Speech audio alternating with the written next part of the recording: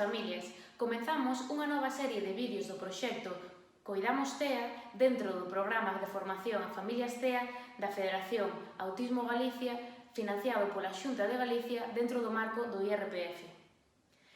Nestes vídeos abordaremos distintos temas nos que trataremos as necesidades e as dificultades das persoas con TEA e trataremos distintas pautas sinxelas e estrategias para poder, desde a casa, leválas á práctica. Neste caso, neste vídeo, imos a falar das habilidades sociais. Esperamos que vos sexa de utilidade. Empezamos! Agora sí, imos a comezar a explicar as dificultades das persoas con TEA dentro do ámbito social, que poden ter afectadas principalmente dúas áreas, a comunicación e a interacción social en si mesma. Aquí, antes de nada, gustaríame facer un pequeno paréntesi e aclarar que dentro do espectro hai unha amplia variabilidade, o que quere dicir que non hai dúas persoas iguais. Polo tanto, o que vos vou a contar son características xerais, que pode que nunha persoa sea máis significativa e noutras persoas non tanto. Por un lado, poden presentar dificultades á hora de comprender as conductas verbais e non verbais das demais persoas. Aquí, sobre todo, pode resultar complicado o que é entender a gran variedade de expresións faciais que podemos facer, a gran variedade de xestos ou manter o contacto ocular nunha propia conversa. Ademais, presentan déficit na teoría da mente. Isto quere dicir que teñen dificultades á hora de anticipar, observar as intencións das demais persoas, tanto como as súas emocións, os seus comportamentos ou pensamentos. Isto tradúcese en que en ocasións interpretan de maneira errónea ou distinta o que está sucedendo. Por iso, en certos momentos, síntense máis cómodos en grupos e situacións onde hai menos persoas ou simplemente de un a un. Cando é un grupo grande de persoas, hai tanta información que teñen que observar que lle resulta moi complicado integrar todo o que está sucedendo ao seu redor. Por outro lado, sabemos que as persoas con TEA teñen intereses moi restringidos, polo que as súas conversas tenden a leválas hacia esos temas, o cal pode provocar rexeitamento ou cansanzo nas demais persoas se sempre falamos desos temas. Para as persoas sen TEA resulta moi doado entender como nos temos que comportar en cada contexto, saber as normas sociais que hai en cada situación. Para as persoas con TEA resulta un pouco máis complicado, o cal fai visible que temos que explicar de maneira explícita cales son as normas sociais de cada situación. Polo tanto, agora sí, imos a falar de 10 estrategias que podedes levar á práctica na casa de maneira que podamos así reforzar as habilidades sociais dos vosos familiares con TEA. Comezamos pola primeira. Sede exemplo, potenciado o saúdo, a despedida ou a presentación en calquer situación que sexa necesario. Por exemplo, sempre que entramos a casa, saudamos "Hola, xa cheguei!" Ou sempre que entramos, por exemplo, na perruquería ou en calquer establecemento, pois saudamos "Hola, bos días!" De maneira que facemos de maneira verbal e non verbal co noso xesto. De maneira que, se nós o repetimos, vai ser máis fácil que eles o interioricen e o poñan en práctica na súa vida cotiá. Fixade paneis visuais na casa sobre as normas que temos no fogar ou sobre as normas que podemos cumplir noutros lugares aos que imos ir. Por exemplo, ao chegar a casa, nós sempre nos quitamos o abrigo e despois sempre facemos as tarefas do colexio. De maneira que velo así visualmente será máis fácil de entender e de integrar para eles. Tamén podemos poñer, por exemplo, cando chego a casa, saúdo, "Hola, xa cheguei!" A medida que imos repetindo estas conductas, será moito máis fácil que o fagan no seu día a día. Terceiro, anticipar o que vai a suceder e que se espera de eles nesa situación. Por exemplo, nos cambios de un día normal, nos cambios de actividade dunha a outra, é interesante tamén anticipado. Por exemplo, cando remates as tarefas de clase, imos ir á ducha e despois a cear. Ou, por exemplo, cando remates esta partida do xogo, imos a facer as tarefas de clase. Ademais, tamén é moi importante anticipar todos os cambios que hai dentro da propia rutina. Por exemplo, se a semana que ven imos ir ao dentista, témolo que explicar con anterioridade. E, ademais, é moi interesante aplicar a estrategia de recoñecemento, facer unha visita uns días antes a ese local, sobre todo se é unha situación nova, de maneira que coñeza o local, o dentista, e así poida crear máis seguridade e confianza na persoa con TEA. Ademais, é moi importante explicar que se espera de nós, como nos temos que comportar nesa nova situación. Imos a esperar na sala de espera, lendo un libro ou falando ou xogando con estas cartas. 4. Creade situacións de interacción e socialización. Podedes definir na casa un día de xogo familiar ou un día de actividade familiar.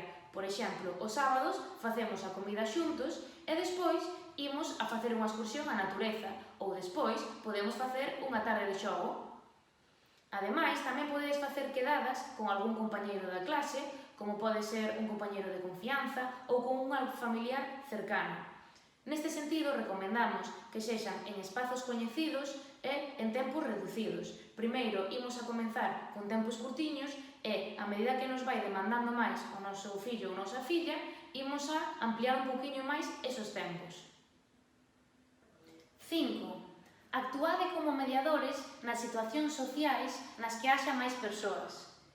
Isto quere dicir que nós, primeiramente, imos a darlle liberdade para poder comportarse e relacionarse de maneira espontánea e natural, pero se xurxe algún conflicto, é importante que nós estemos ali para facer de mediadores, poder explicar o sucedido, poder explicarlle como nos teríamos que haber comportado, ou, se tiveron algún comportamento pouco adecuado, explicarlle o porqué e, sobre todo, explicarlle o que sí pode facer. Volvemos a repetir aquí que eles moitas veces non saben como facelo, polo tanto temos que explicalo de maneira explícita. Vexo que Xoán che dixo que algo que non che gustaba te enfadaches e ti o empurraches. En lugar disto, a próxima vez imos a dicirlle: Xoán, non me gusta que me digas esas cousas. Repite comigo. De maneira que o poñelo en práctica será máis fácil que o integre. Acompañadios nas primeiras veces que o poñan en práctica, animadios e reforzade sempre calquer intento de poñer en práctica calquer estrategia deste estilo. 6. Valida, describe e acompaña os sentimentos e emocións do voso familiar con TEA. Sabemos que moitas situacións sociais provocan en nós moitas emocións, en moitos casos moi intensas. Neste sentido, o que imos a facer é non xulgalos polo que están sentindo, sino que poñerlle nome ao que están sentindo. Imos a identificar, axudarlles a identificar que emoción están sentindo e despois acompañalos durante o proceso de regulación emocional. Vós, como pai, nai ou familiar de persoa con TEA, podedes describir o que está sucedendo de maneira que a eles lles axude. Por exemplo, vexo que estás un pouco nervioso, véxote un pouco inquieto. Quizás sexa porque hoxe tes un examen de inglés. É normal, se che parece, imos a dar un paseo para relaxarnos un pouco. Ou, por exemplo, vexo que estás moi contento porque estás sorrindo moitísimo. Creo que queres seguir xogando as agachadas. Se che parece, imos facer unha quenda máis. 7. Facilitadelle xogos e xoguetes que favorezcan a interacción e a comunicación. Por exemplo, pode ser un xogo de cartas no que haxa que observar un obxecto e tamén haxa que observar os demais xogadores. Desta maneira, o que estamos a facer é promovendo o contacto visual cas demais persoas. Tamén podemos escoller algún xogo de mesa no que haxa que facer distintas probas por equipos, de maneira que teñamos que cooperar e teñamos que comunicar cas demais persoas, a través de explicacións dun obxecto, de adiviñar algunha situación, de buxar. Todo este tipo de actividades globales que favorezcan esa intención de comunicar son os mellores. Ademais, a nosa recomendación tamén é que evitemos o uso excesivo de dispositivos electrónicos, debido a que con isto non estamos a traballar as habilidades sociais en si mesmas. 8. Reforza calquer situación na que vos solicite axuda ou calquer situación na que exprese as súas molestias, as súas preocupacións, de maneira que el ou ela vexan que iso é unha comunicación eficaz.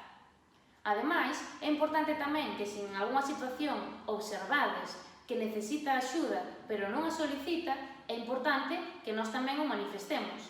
Por exemplo, Xoán, vexo que necesitas axuda, se queres, podesme pedir. Ou, por exemplo, véxote un pouco preocupado, Podes confiar en min. Se necesitas que falemos, estou aquí para ti. 9. Respecta os seus ritmos, os seus tempos e os seus espazos. Xa dixemos anteriormente que eles teñen unha maneira distinta de interpretar ou de entender certas situacións sociais de maneira que as súas dificultades e as súas necesidades son distintas ás nosas. Temos que saber diferenciar que as nosas expectativas sociais tamén son distintas ás deles.